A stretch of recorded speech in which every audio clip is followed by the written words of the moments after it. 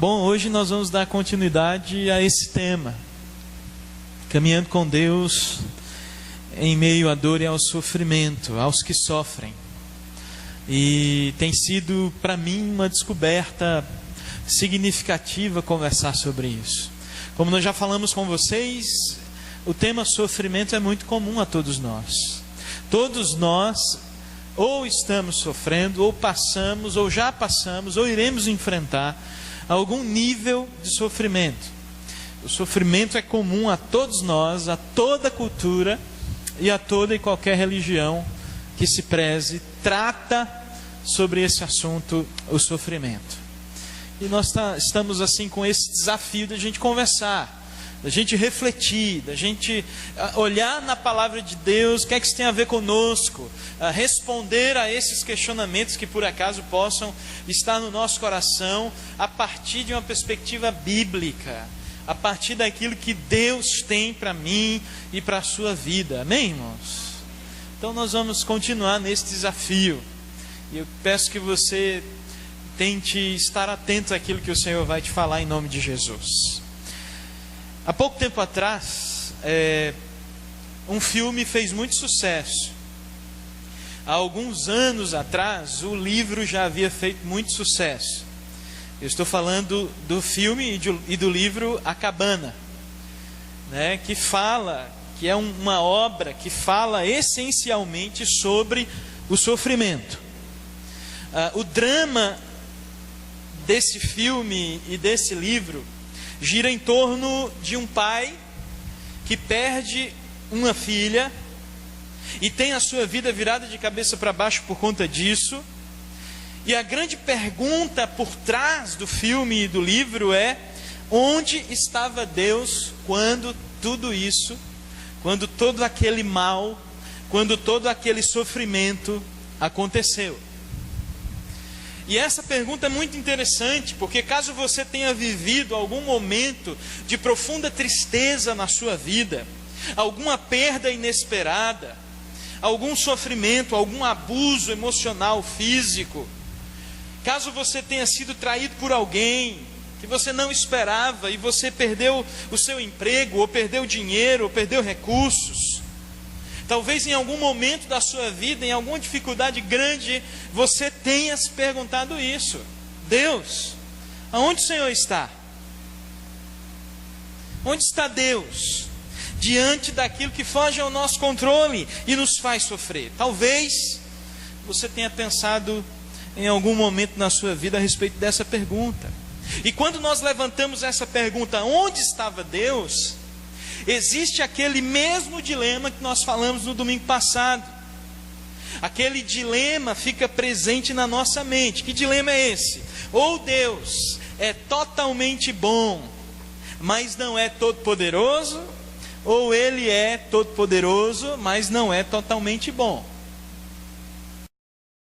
Veja, quando nós estamos diante da dor e do sofrimento e nos perguntamos onde Deus está, nós estamos concordando com esse dilema. Nós estamos dizendo assim, que Deus é poderoso e poderia ter feito alguma coisa, mas Ele não fez. Se Ele não fez, então Ele não é de todo bom.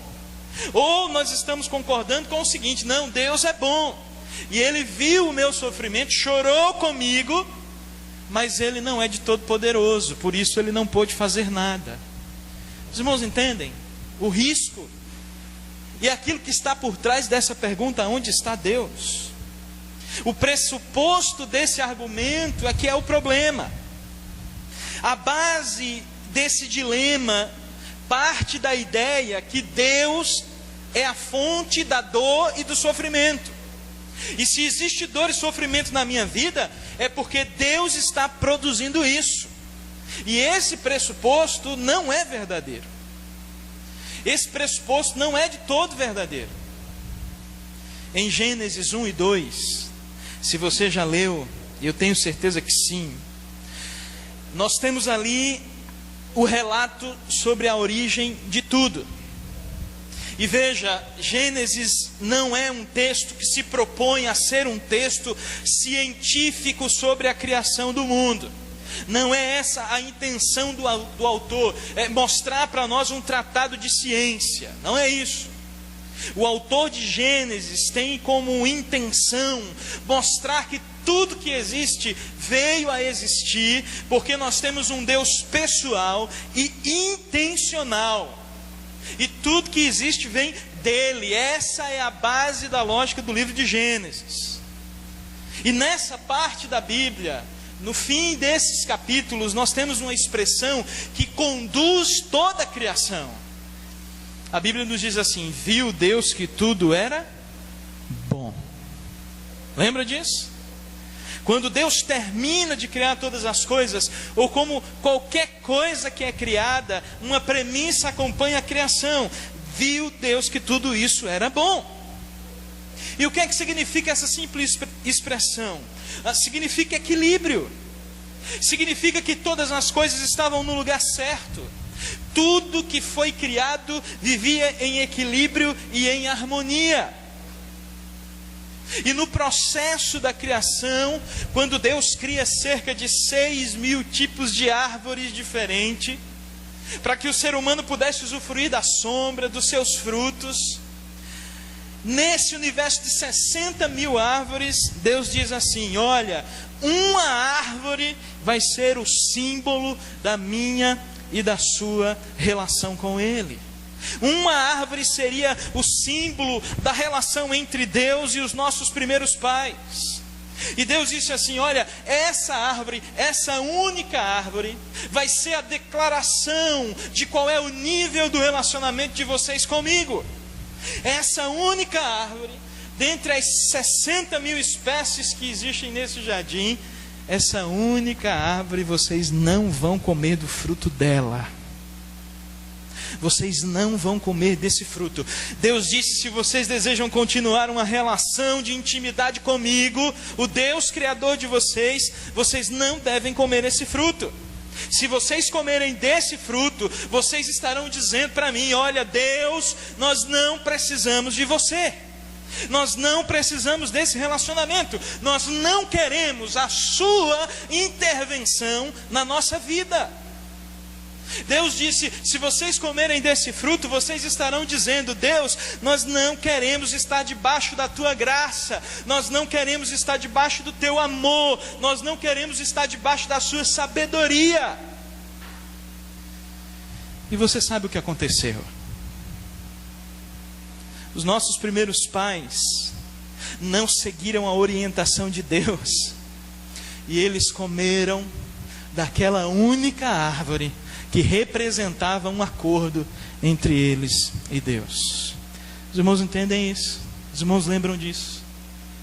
Viu Deus que tudo era bom, mas por conta de uma ação, por conta da quebra de um compromisso, aquilo que era bom se transformou e se corrompeu. C.S. Lewis certa vez disse assim: que Deus fez todas as coisas boas, e por causa da excelência dessas coisas, uma das boas coisas que Ele fez foi dar ao ser humano o livre arbítrio, e por sua própria natureza incluía a possibilidade do mal. Essas criaturas racionais criadas por Deus, havia sim a possibilidade delas praticarem o mal. E os nossos primeiros pais, dispondo dessa possibilidade, se tornaram pessoas más. É isso que nos disse C.S. Lewis, baseado em Gênesis. Por que eu estou contando essa história? Porque quando nós olhamos para a nossa sociedade, quando nós olhamos para as violências, as guerras, a miséria, a violência física, emocional, nós precisamos lembrar de Gênesis 1 e 2 e perceber que o projeto de Deus não era esse sofrimento, essa dor, essa violência que nós experimentamos hoje. Não era para ser assim. Deus não nos criou para a dor e para a morte. Deus não nos criou para a miséria, para a violência, para a depressão. Mas aquela opção que os nossos primeiros pais fizeram, tornaram o nosso mundo como ele é hoje. Não é um mundo que Deus optou que deveria ser. Mas foi um mundo que, infelizmente, eu e você continuamos a optar que seja quando os nossos caminhos estão distantes de Deus. Os irmãos entendem isso? A Bíblia nos revela que o plano de Deus é outro. Era outro.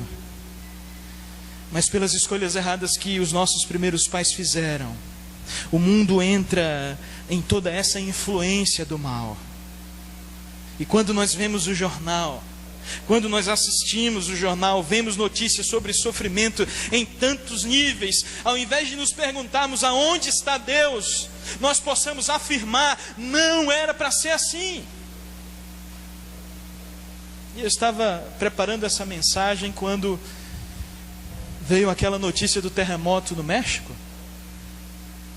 E eu pensei imediatamente: meu Deus, esse não é o teu projeto. Não era para ser assim. Não é da vontade de Deus que essas coisas aconteçam. Não era para ser assim. E o mundo hoje se tornou instável por uma escolha errada dos nossos primeiros pais. Nós vivemos num mundo instável, você sabe disso. Num mundo onde pessoas ruins muitas vezes recebem coisas boas e pessoas boas sofrem. O fato da gente sair daqui e voltar para o trabalho e de repente roubarem nosso carro ou acontecer alguma coisa errada conosco, não significa que nós fizemos algo de errado. Significa que nós vivemos em um mundo instável. Se nós vivêssemos num mundo estável, as coisas más não aconteceriam. Mas a escolha humana de viver independente de Deus gerou toda essa instabilidade que nós experimentamos hoje. E por isso eu e você temos que lidar com o sofrimento. Eu e você temos que caminhar com Deus em meio à dor e ao sofrimento. Apesar de tudo, nós temos que continuar caminhando com Deus. Amém, irmãos? Hoje eu gostaria de falar com você sobre mais três atitudes diante do sofrimento. Abra sua Bíblia na segunda carta de Paulo aos Coríntios. Abra, ligue sua Bíblia, deixa ela ligada, deixa ela aberta, porque vez ou outra nós iremos voltar para esses versículos. Segunda carta de Paulo aos Coríntios, capítulo 4, nós vamos ler do verso 16 ao verso 17 apenas.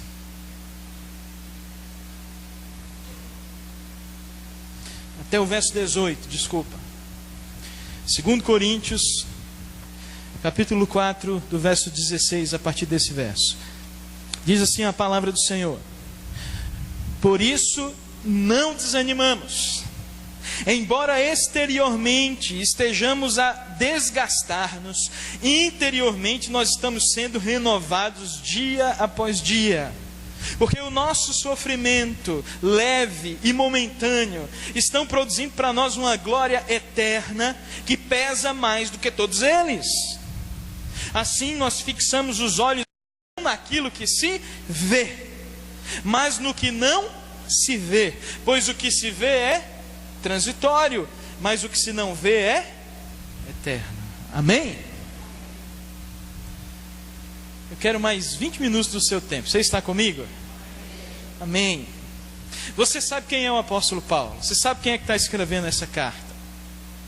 Paulo está falando para nós assim: não desanimem. Por isso nós não vamos desanimar. E ele fala isso com toda a bagagem de alguém que merece estar falando. Paulo fala para nós não desanimemos, porque ele ganhou o direito de falar sobre isso.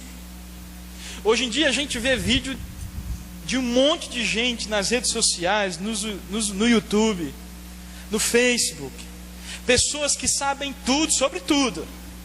Pessoas que querem falar para nós um monte de coisa a respeito do que a gente sente, a respeito do que a gente tem, a respeito de como a gente deve agir, a respeito de como a gente deve gastar nosso dinheiro, é ou não é? Tem gente que fala e tem falado sobre tudo. Mas são poucas as pessoas que vivem o que nós vivemos.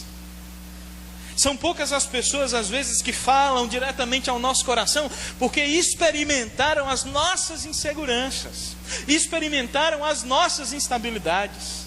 E às vezes nós ouvimos pessoas e atendemos e seguimos pessoas que de fato não sabem o que estamos passando, não enfrentam o que nós enfrentamos, mas porque a retórica é boa, a gente acaba achando legal. Mas isso não acontece com o apóstolo Paulo. O apóstolo Paulo está dizendo para nós: não desanimem. Por isso nós não desanimamos, e ele fala isso como alguém que viveu coisas que qualquer pessoa diante dessas coisas desanimaria. O apóstolo Paulo fala com o direito, como alguém que sabe do que está falando, porque não desanimou apesar de tudo que aconteceu com ele. Você sabe que antes da conversão, o apóstolo Paulo era um dos líderes do Sinédrio em Jerusalém. Esse Sinédrio em Jerusalém era uma espécie de poder judiciário dentro do povo judeu. E o apóstolo Paulo começa a perseguir, antes chamado de Saulo, começa a perseguir os discípulos de Jesus. E é numa dessas investidas contra a igreja de Jesus que o apóstolo Paulo literalmente cai do cavalo. E aí começa um processo de transformação na sua vida, quando Deus manda um discípulo chamado Ananias orientar Paulo a respeito da fé em Jesus Cristo. E se você leu essa passagem em Atos, não sei se você se lembra, surge uma profecia sobre Paulo ali naquela visão de Ananias. Você lembra da profecia de Paulo? Jesus diz para Ananias assim: Ananias, vai lá e fala com o Saulo, ele está em tal lugar, está desse jeito e tal. Ananias fica assustado, diz assim: Senhor, esse homem veio para cá prender a gente. Será que o senhor não tem essa informação aí? Ele veio para cá fazer mal para nós. O que é que o senhor vai fazer com isso? E sabe o que é que Jesus diz para Ananias?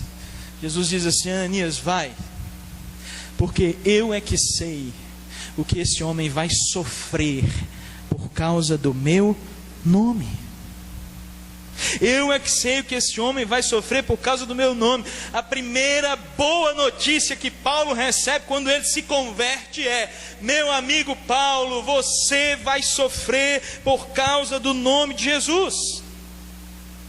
Irmãos, e quando a gente olha para a quantidade de igrejas que existem à nossa volta e que crescem hoje em dia com outro tipo de discurso principal, a gente vê muita igreja que diz assim: venha para Jesus e não sofra mais. Tem até um slogan de uma grande dessas igrejas aí, empresas, que diz assim: pare de sofrer. Pare de sofrer. Venha para Jesus, você não vai ter problemas. Venha para Jesus e a sua vida vai melhorar 100%. Venha para Jesus e você vai ganhar dinheiro. Venha para Jesus e você vai ser curado o tempo todo. E quando nós comparamos esse tipo de discurso com aquilo que Jesus diz sobre Paulo: eu sei o quanto você vai sofrer por causa do meu nome, isso deveria ligar uma luz no nosso coração. Como assim? Imagine você pregando o evangelho. Eu chegasse para Alexandre lá e Roberta e dizer: ó, Alexandre e Roberta, vamos lá para a igreja, porque vocês vão sofrer pelo nome de Jesus, vamos lá. Ah, imaginou? E aí Jesus dizer para Alexandre, para Roberto: olha pessoal, vocês estão aqui, vocês têm muito problema na vida de vocês, ao invés de resolver esses problemas, eu vou intensificá-los para que o meu nome seja glorificado através dele, através de vocês. Parece esquisito, porque a gente não ouve isso, mas é exatamente isso que está acontecendo com Paulo. Paulo se converte e perde todos os privilégios sociais que ele tinha. E não só isso, ele perdeu os seus amigos, porque os amigos dele agora queriam matá-lo. Paulo certamente perdeu contato com a sua família. A comunidade judaica começa a falar mal de Paulo, a difamar Paulo, a agredir Paulo fisicamente. Os judaizantes querem assassiná-lo. Paulo não é só agredido fisicamente vez ou outra, mas também ele enfrenta prisões em muitos momentos. Agora, irmãos, isso não é num período na vida de Paulo, não. São 25 anos de conversão. Desde que ele converte até o momento que ele São 25 anos nessa luta, nessa perseguição, nessa agressão emocional. Você imagina o que é viver 25 anos sendo difamado aonde quer que você vá. Pessoas que antes caminhavam com você falando mal de você, com disposição para te fazer mal fisicamente, para matar você. Até apedrejado Paulo foi. Agora você imagina que tudo bem, Paulo se converte, e agora ele está falando de Jesus para as pessoas. Tem muita gente que Paulo batizou, tem muita gente que Paulo aconselhou, tem muita gente que Paulo caminhou junto com a sua nova família cristã. E no final da sua vida, quando a gente lê a carta dele a Timóteo, ele escreve para Timóteo dizendo assim: olha, eu estou sozinho. Aquelas pessoas que caminhavam comigo, que eu evangelizei, que eu ensinei, que eu dei testemunho de Jesus Cristo, me abandonou. E muito mais que isso, ele sabia que iria morrer debaixo do Império Romano, seria decapitado, já estava decretado seu final. É esse homem que está dizendo para nós: não desanima, gente. Vocês estão desanimando por quê? Qual é o motivo? O que está acontecendo? Vamos para frente. Não vamos entregar os pontos, não vamos desfalecer, vamos continuar vivendo para a glória de Deus. O que Paulo está dizendo nessa carta, irmãos, é que a gente tenha cuidado para não perder o coração diante do sofrimento, para não perder o coração diante da crise, para entender definitivamente que os nossos corações estão nas mãos de Deus. Porque o grande desafio, ou a grande questão, não é o tamanho do nosso problema, mas é a nossa compreensão da presença de Deus que fortalece o nosso coração, para que a gente não venha a desistir do que Deus tem para nós. O que Paulo está dizendo aqui: não desanime, não perca o seu coração, mesmo que o sofrimento surja, é ruim, dói, mas o nosso coração está nas mãos de Deus, por isso não desanimamos. Aleluia! Conselho principal para a gente enfrentar tempos de dor e sofrimento, de acordo com Paulo, é não perder o coração, é não perder a paixão por Deus, por quem Deus é, pelo que Ele fez, não perder a paixão pelo que Ele fez por nós. Não desanime, vale a pena viver essa vida para a glória de Deus. Não perca o seu coração. Agora, como é que a gente faz isso? Como é que a gente não perde o coração? Nós temos 3 dicas nesse texto. A primeira, fortaleça o seu interior. Para a gente não perder o coração diante da dor e do sofrimento, nós precisamos fortalecer o nosso interior. O verso 16 diz assim: embora exteriormente, à nossa volta, nós estamos nos desgastando, interiormente nós estamos sendo renovados dia após dia. Exteriormente estamos sendo desgastados. O que é que significa isso?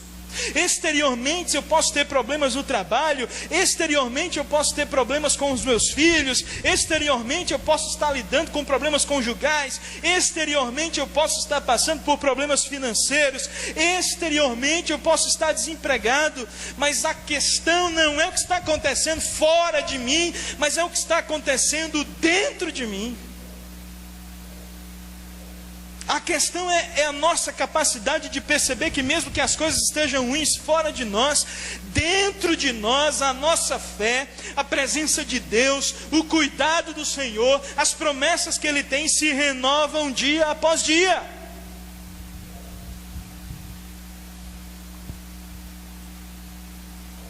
Se você cuidar apenas do que é exterior na sua vida, vai enfraquecer aquilo que está dentro do seu coração, a sua espiritualidade. Se você não cuidar da sua espiritualidade, aquilo que está fora pode destruir você. Entende isso? Tenha cuidado da sua espiritualidade, do seu interior.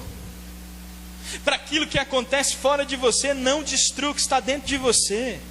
Mas sabe qual é o problema? É que a gente, quando está enfrentando alguma dificuldade ou sofrimento, a primeira coisa que a gente quer mudar é o que está fora de nós.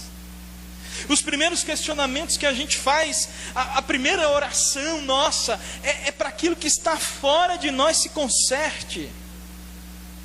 Mas quando o apóstolo Paulo está dizendo aqui que a gente precisa ter cuidado com o que está dentro, é que a gente precisa cuidar do nosso mundo interior e investir na nossa espiritualidade, para que o nosso coração seja renovado dia a dia na presença de Deus.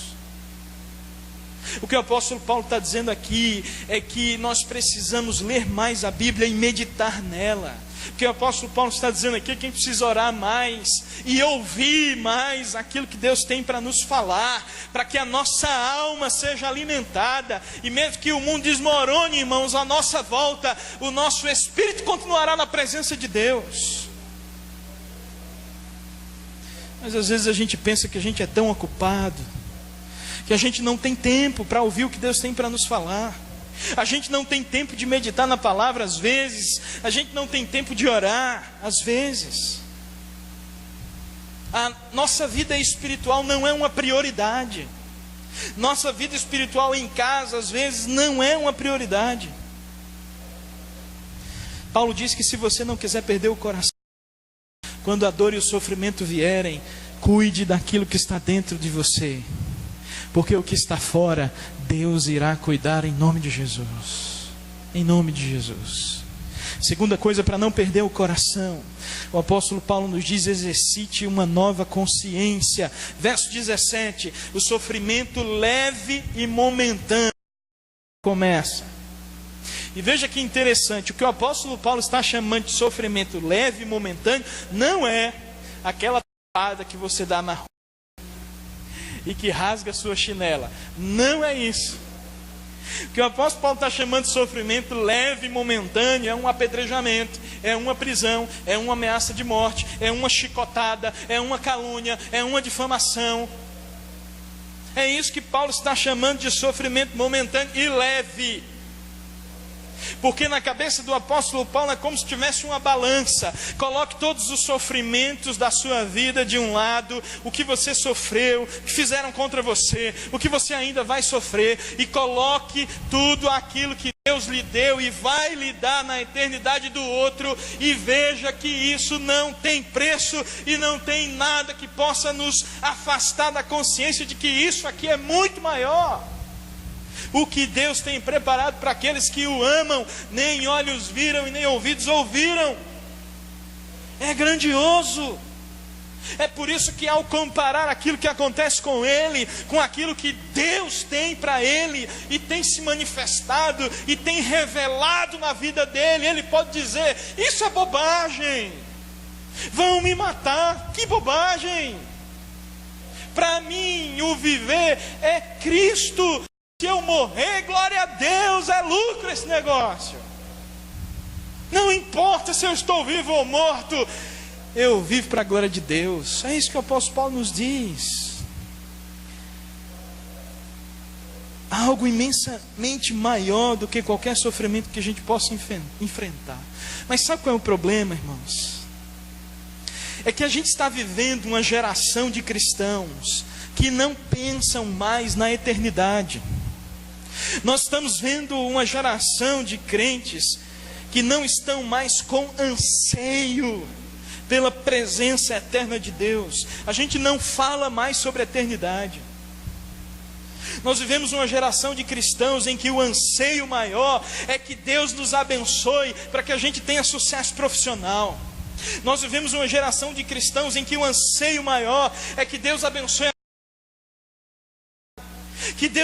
a gente para a gente ter uma casa na praia. Que Deus nos abençoe para a gente ter um iate, uma lancha, para que a gente não adoeça. Para que a gente possa dizer para os outros: olha, eu estou bem, você riu de mim, agora eu passo na sua cara que eu estou bem, porque Deus é comigo, com você não.